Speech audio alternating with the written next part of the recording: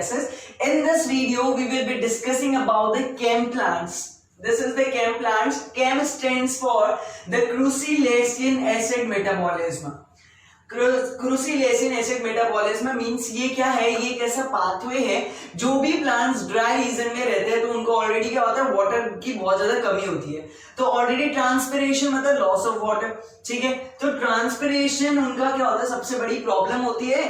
तो उस ट्रांसपिरेशन को मिनिमाइज करने के लिए वो क्या करते हैं, एडाप्टेशन करते हैं। जैसे हम अपन लोगों ने C3 प्लांट्स में पढ़ा था, C4 प्लांट्स में पढ़ा था। C3 प्लांट्स में क्या प्रॉब्लम थी, फोटो रेस्पिरेशन, मीन जब हाई कंसेंट्रेशन ऑफ ऑक्सीजन हो जाती है या फिर क्या हो जाता है हाई टेम्परेचर, तो उनके लिए बड़ी प्रॉब्लम हो गई, तो अपना फोटोसिंथेसिस किसी और वे में करते हैं। ऐसे अभी अपन लोगों ने कौन सा पढ़ा था, अभी अपन लोगों ने C4 प्लांट पढ़ा था, to avoid the photorespiration, उनका भी कुछ अलग मेटाबॉलिज्म होता है। ऐसे अगर मैं केम प्लांट्स की बात करूं तो यहाँ पे क्या है, यहाँ पे फोटो रेस्पिरेशन प्रॉब्लम नहीं है, बट यहाँ पे प्रॉब्लम है कि वो ऑलरेडी किस में रह रहे हैं, ड्राई रीजन्स में रह रहे हैं। एग्जांपल है कैक्टाई, कैक्टाई इज अ सुकुलेंट ज़ीरोफाइट्स, ये क्या है, ड्राई रीजन में रहते हैं। और ऐसे ही जैसे बहुत सारे मेंबर्स हैं यूफोर्बिएसी फैमिली के, ठीक है, तो ऐसे बहुत सारे मेंबर्स होंगे, ऐसे बहुत सारे एग्जांपल्स हैं इनटू से। तो आप लोगों को क्या याद रखना है कि जो भी प्लांट्स ड्राई रीजन के अंदर रहते हैं तो उनमें ऑलरेडी क्या है, वाटर की कमी है, तो वो वाटर लॉस वैसे ही बिल्कुल बर्दाश्त नहीं करेंगे। तो to minimise the water loss उनके पास क्या होता है, स्कोटोएक्टिव स्टोमेटा होता है। जैसे C4 प्लांट्स में क्या होता है, क्रेंजनेटोमी उनका एडेप्टेशन है, ऐसे यहाँ पे क्या स्कोटोएक्टिव स्टोमेटा होता है। स्कोटोएक्टिव स्टोमेटा से पहले अपन को ये जानना है कि जो नॉर्मल प्लांट्स होते हैं, नॉर्मल प्लांट्स में अगर मैं स्टोमेटा की बात करूं, stomata is responsible for the exchange, is responsible for the gaseous exchange, water exchange and all। तो यहाँ पे क्या होता है, यहाँ पे स्टोमेटा नॉर्मल प्लांट्स की मैं बात करता हूँ, ये यहाँ पे रहते हैं, क्लोज रहते हैं, किसमें, नाइट टाइम में। नाइट टाइम में क्या रहते हैं, क्लोज रहते हैं, और ओपन कब रहते हैं, डे टाइम के अंदर। और ओपन कब रहते हैं, डे टाइम के अंदर। बट अगर मैं इस स्कोटोएक्टिव स्टोमेटा की बात करूं तो ये इस ट्रांसपिरेशन को मिनिमाइज करने के लिए इन्होंने क्या किया, एक पर्टिकुलर एडेप्टेशन अडॉप्ट कर ली, that is the scotoactive stomata. Scotoactive stomata are those where the timings of the normal plants got reversed. That means ये यहाँ पे नाइट में क्या होंगे, ओपन होंगे, और क्लोज कब होंगे, डे के अंदर होंगे। तो उनका ये एडेप्टेशन है। अभी मैं इस पे पाथवे पे आ रहा हूँ और मैं बताता हूँ कि ये कैसे एडेप्टेशन है, कैसे ये मिनिमाइज करेंगे इसको, वाटर लॉस को। Okay, so let's go. फिर भी याद रखना है, स्कोटोएक्टिव स्टोमेटा मतलब जो टाइमिंग नॉर्मल प्लांट्स में जो स्टोमेटा होता है, जो ओपन हो रहा है किसमें, डे टाइम में, और क्लोज हो रहा है नाइट टाइम में, ये बिल्कुल क्या हो जाएगा, रिवर्स हो जाएगा। मींस अब ओपन तो रहेगा वो नाइट टाइम में, और क्लोज कब रहेगा, डे टाइम में। So let's go towards the pathway of the came plants और द केम पाथवे। पहले मैं बताता हूँ कि ड्यूरिंग नाइट टाइम क्या हो रहा है। ये नाइट टाइम है, ये क्या है, मेसोफिल सेल्स है। अब ये अपन लोगों ने पढ़ा था, मेसोफिल सेल्स में क्या होता है, अपना फोटोसिंथेसिस होता है, वहां पे क्लोरोप्लास्ट है, तो यहाँ पे ये क्या है, स्टोमेटा होता है। स्टोमेटा यहाँ पे याद रखना कि यहाँ पे जो स्टोमेटा होता है वो कैसा होता है, संकन स्टोमेटा।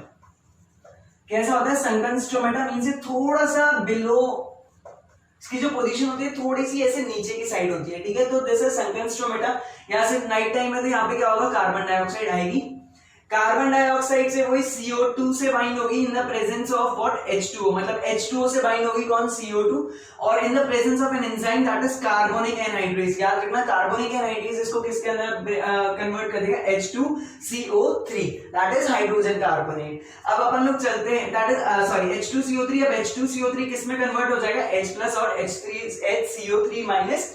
अब ऐसे कोई C4 साइकिल चल रही है पूरी की पूरी, कि अब क्या हो गया, that goes to means phosphoenol pyruvate आया, फॉस्फेनॉल पायरुवेट में कौन आ जाएगा, दैट इज कार्बोक्सिलेज एंजाइम आ जाएगा, और ये HCO3 यहां से बाइंड होकर कौन चल जाएगा, oxalo acetic acid, that is 4 carbon compound बन चुका है। अब ये 4 कार्बन कंपाउंड को क्या होगा, NADH2 यूज करेगा, NAD में कन्वर्ट करेगा, और किसके अंदर कन्वर्ट हो जाएगा, मैलिक एसिड। सबसे इंपॉर्टेंट क्या है, यही है कि this is the malic acid. ये मैलिक एसिड का क्या काम है, यहाँ पे मैलिक एसिड हो जाएगा। अब यहाँ पे किसमें स्टोर हो जाएगा, यहाँ पे वैक्यूल, वैक्यूल्स के अंदर क्या हो जाएगा, वैक्यूल्स के अंदर एक्यूमुलेशन हो जाएगा किसका, मैलिक एसिड का, एक्यूमुलेशन ऑफ मैलिक एसिड। और ये मैलिक एसिड अब किसमें काम आएगा, आगे जाके काम आएगा। अभी अपन लोग पढ़ेंगे कि नाइट टाइम में ये जो स्टोर हो रहा है मैलिक एसिड, वो अब किसमें, डे टाइम में अपन लोगों के काम आने वाला है। ठीक है, तो याद रखेंगे कि ये क्या मेसोफिल सेल्स है, सेंटेंस स्टोमेटा होते हैं। CO2 अंदर आया, CO2 किसके साथ बाइंड हुआ, H2O के साथ, और कार्बोनिक एनाइड्रेज एंजाइम है उसकी प्रेजेंस में क्या हुआ, ये दोनों बाइंड हो गए, H2CO3 बन गया, ये H+ और HCO3- में कन्वर्ट हुआ। जो फॉस्फेनॉल पायरुवेट है उसने क्या किया, पेप कार्बोक्सिलेज एंजाइम की मदद से इस HCO3- को ऑक्सैलोएसिटिक एसिड में कन्वर्ट किया, this is 4 carbon compound. NADH2 किस में कन्वर्ट हुआ, NADP में, और ये मैलिक एसिड हो गया। मैलिक एसिड अब किस में कन्वर्ट हो जाएगा, मतलब सॉरी मैलिक एसिड किस में स्टोर हो जाएगा, वैक्यूल्स के अंदर स्टोर हो जाएगा, और नाइट टाइम तक के लिए किस में स्टोर रहेगा, वैक्यूल्स के अंदर। और वैक्यूल्स जैसे डे टाइम आएगा, अभी मैं बताता हूँ कि डे टाइम में इसका क्या पाथवे रहता है, और डे टाइम में ये जो मैलिक एसिड है कैसे यूज होता है। और उसके बाद अगर उसके अलावा देखिए तो यहाँ पे क्या है, डे टाइम है, डे टाइम है मींस ये दिस इज नाइट टाइम है, तो नाइट टाइम में means no light reaction is taking place and no glucose formation. तो चलते हैं अब किसकी तरफ, ड्यूरिंग द डे टाइम क्या होता है। सबसे पहले तो मुझे ये बताओ कि मैंने बताया था स्कोटोएक्टिव स्टोमेटा कौन से होते हैं, जिसमें जो CO2 होता है वो क्या रहेगा, हमेशा बाहर। तो अब चलते हैं हम किसकी तरफ, हम चलते हैं अब during day time. Means day time में क्या हो रहा है, आप लोगों का मैलिक मींस प्लांट्स में क्या हो चुका है, वैक्यूल्स के अंदर क्या हो चुका है, मैलिक एसिड स्टोर हो चुका है during the day time, during what, day time, sorry during night time. तो अब हम चलते हैं किसकी तरफ, अब हम चलते हैं कि डे टाइम में क्या हो रहा है। तो अगर मुझे स्कोटोएक्टिव स्टोमेटा के बारे में पता है, तो वही पता है मेरे को कि डे टाइम में क्या रहेगा, मेरा स्टोमेटा रहेगा क्लोज। तो यहां से CO2 अंदर की तरफ क्या होगा, बिल्कुल भी एंटर नहीं कर सकता है। तो यहां से CO2 अंदर की तरफ नहीं आएगा, तो यहाँ पे एंट्री उसकी नहीं होगी, मींस ये बाहर आके बाहर ही चल जाएगा। तो CO2 does not enter from the stomata during the day time. ठीक है, बिकॉज यहाँ पे क्लोज रहेंगे क्या, अपनी स्टोमेटा। ठीक है, अब मुझे ये बताओ, ये मेसोफिल सेल्स का डायग्राम है, ये लाइट रिएक्शन होगी, लाइट आ रही है, पूरी की पूरी लाइट रिएक्शन होगी, और उससे अपन को क्या मिल जाएंगे, ATP और NADPH2। भैया लाइट रिएक्शन के लिए जो प्राइमरी रिक्वायरमेंट है वो क्या है, लाइट। तो ये क्या है, डे टाइम है, तो डे टाइम में तो वैसे ही सनलाइट है, तो वो अपन लोगों को क्या मिल गया, सोर्स ऑफ लाइट मिल गया, और वहां से अपन लोगों को ATP और NADPH2 मिल जाएगी। लाइट रिएक्शन याद नहीं है तो पहले वाली वीडियो में जाओ, बहुत जरूरी कंसेप्ट है। ठीक है, ATP और NADPH2 वहां पे मिल गई। ठीक है, अब ये जो मैलिक एसिड है कहां पे स्टोर हुआ है, ये क्या है, वैक्यूल। कब स्टोर हुआ था नाइट टाइम में, और अब कब यूज आएगा, डे टाइम में। कैसे यूज आएगा, अब ये बाहर निकलेगा और ये क्या होगा, NADP को किस में कन्वर्ट करेगा, NADPH2 में अंदर, और किसके अंदर कन्वर्ट कर देगा, phosphoenol pyruvate. This is phosphoenol pyruvate. अब मुझे एक बात बताओ, ये कितना है, ये 4 कार्बन कंपाउंड है, और ये कितना है, 3 कार्बन कंपाउंड है। जो फॉस्फोइनॉल पायरुवेट अभी अपन लोगों ने पढ़ा था, कितना कार्बन कंपाउंड है, 3 कार्बन कंपाउंड, और ये मैलिक एसिड कौन सा है, this is the 4 carbon compound. तो दैट मींस एक कार्बन यहाँ पे किसकी फॉर्म में चला गया, CO2 की फॉर्म में चला गया। यहाँ पे रुबिस्को क्या कर लेगा, इसको एक्सेप्ट कर लेगा, और कौन सी साइकिल हो जाएगी, C3 साइकिल यहाँ पे हो जाएगी, और क्या प्रोड्यूस हो जाएगा, ग्लूकोज। क्या प्रोड्यूस हो जाएगा, ग्लूकोज। तो यहां से कंक्लूजन निकला, वो क्या कंक्लूजन निकला, मतलब जो रुबिस्को है वो केम प्लांट्स में कब, मतलब ज्यादा एक्टिव कब रहता है, during the day time. Day time में क्या रहेगा, एक्टिव रहेगा, day time active, day time में रुबिस्को एक्टिव रहेगा, और ये क्या कर लेगा, जो मैलिक एसिड कन्वर्ट हुआ 3 कार्बन कंपाउंड फॉस्फेनॉल पायरुवेट में, जो एक कार्बन डाइऑक्साइड निकला, इमीडिएटली किसने एक्सेप्ट कर लिया, रुबिस्को एंजाइम ने एक्सेप्ट किया। दैट मींस कौन सी एक्टिविटी परफॉर्म करना है, कार्बोक्सिलेज और ऑक्सीजनेज, ये परफॉर्म कर रहा है यहाँ पे कार्बोक्सिलेज एक्टिविटी, और इसने क्या किया, फिर C3 साइकिल कर लिया है, और उससे अपन लोगों को क्या मिल गया, glucose. That is C3 cycle से अपन को क्या मिल गया, ग्लूकोज। मींस कौन सी एक्टिविटी परफॉर्म की, carboxylation, then reduction, then regeneration, and finally we are getting what, glucose. Now अब अगर आप लोगों को अभी नाइट टाइम वाला याद है, तो नाइट टाइम में क्या हो रहा था, नाइट टाइम में क्या हो रहा था, यहाँ पे यूज हो रही थी क्या, NADPH2 यूज हो रही थी, NADPH2, बट यहाँ पे क्या हो रही है, डे टाइम में प्रोड्यूस कब हो रही है NADPH2 केम प्लांट्स के अंदर, ड्यूरिंग डे टाइम। कैसे, जब मैलिक एसिड से फॉस्फेनॉल पायरुवेट में होता है कन्वर्ट, जब मैलिक एसिड फॉस्फेनॉल पायरुवेट में कन्वर्ट होगा तो एक कार्बन डाइऑक्साइड तो वैसे निकल जाएगी, मींस व्हाट, ठीक है, और दूसरा क्या होगा, NADP किस में कन्वर्ट होगी, NADPH2। अब ये NADPH2 कब काम आएगी, ये NADPH2 काम आएगी अपने नाइट टाइम के अंदर। तो दो चीजें याद रखनी है, क्या, रुबिस्को एंजाइम कब एक्टिव रहेगा, डे टाइम के अंदर, मैलिक एसिड क्या सा है, मैलिक एसिड स्टोर हुआ कब, नाइट टाइम के अंदर, और वो क्या हुआ फिर फॉस्फोइनॉल पाइरुवेट में कन्वर्ट हुआ डे टाइम के अंदर, और यहाँ से एक कार्बन डाइऑक्साइड निकली, वो चल गई C3 साइकिल के अंदर, वहां से अपन को ग्लूकोज मिल गया, और लाइट यहाँ से आई रही है बिकॉज ये क्या है, डे टाइम में सनलाइट रहेगा, तो यहाँ पे अपन को ATP प्लस NADPH2 रहेगा। तो मैलिक एसिड कब स्टोर होता है, कब यूज होता है, आप लोगों से ये पूछा जा सकता है, ये पूछा जा सकता है NADPH2 कब बनता है, कब यूज होता है, तो कब बनता है, it is use during the night time but produce during the day time.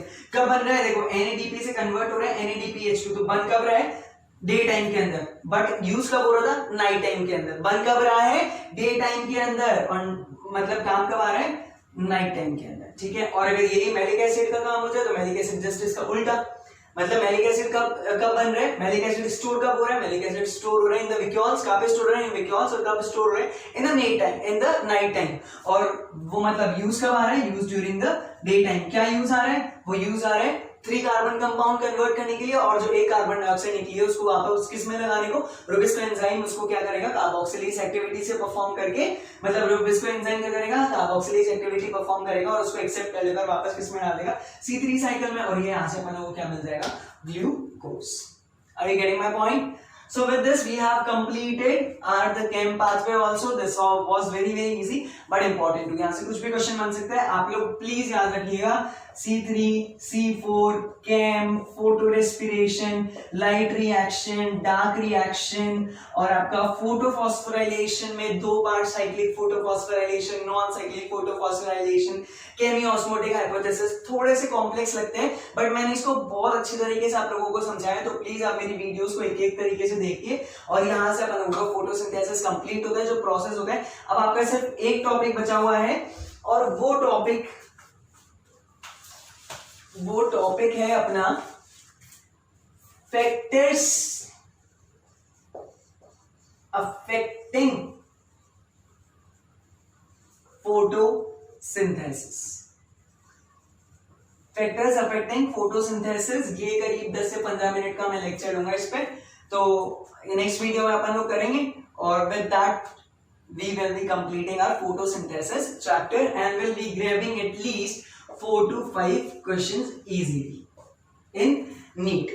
Okay, but बहुत इंपॉर्टेंट है, पहले वीडियो देखो और जल्दी से एनसीईआरटी रीड कर लो, सब कुछ समझ आएगा गारंटी। अगर आप मेरी वीडियो देखने के बाद एनसीईआरटी पढ़ते हैं, जो कि बाइबल है, भैया प्लांट फिजियोलॉजी कॉम्प्लेक्स क्यों लगती है बच्चों को, क्योंकि बच्चों को एनसीईआरटी समझ नहीं आती कि एनसीईआरटी में लिखा हुआ क्या है, कंसेप्ट ही बच्चे नहीं समझ पाते। तो मैंने क्या किया है, यहाँ पे बहुत शॉर्टकट तरीके से आप लोगों को, शॉर्टकट नहीं सॉरी, बहुत अच्छे तरीके से मैंने आप लोगों को, बहुत अच्छे तरीके से मैंने आपको क्या करवाया, वीडियो में कंप्लीट करवाया, एक एक पार्ट अच्छी तरह समझाया। इंटरेस्टिंग भी लगने लगेगा जब आपको प्लांट फिजियोलॉजी समझ आने लगेगी। तो जल्दी से मेरी अभी तक तो शायद 10 वीडियोस हो चुकी है, तो 10 वीडियोस अच्छी तरह देखो। एक लास्ट वीडियो आएगी फैक्टर्स अफेक्टिंग फोटोसिंथेसिस, वो फैक्टर्स वो थ्योरेटिकली पार्ट है, तो उसमें ज्यादा कुछ करना नहीं है, बट उसमें एक ग्राफ है जो बहुत इंपॉर्टेंट है, उसमें फैक्टर्स अपन टेंपरेचर, लाइट वगैरह सब कुछ देखेंगे। तो with this we are completing our photosynthesis chapter, except one video is left, that is factors affecting photosynthesis. Till then, all the best, read NCERT properly and please इस videos को, इन videos को अच्छी तरह देखो और NCERT जरूर read करो। Okay, चलो ठीक है, मिलते हैं अपन लोग नेक्स्ट क्लास में, बाय।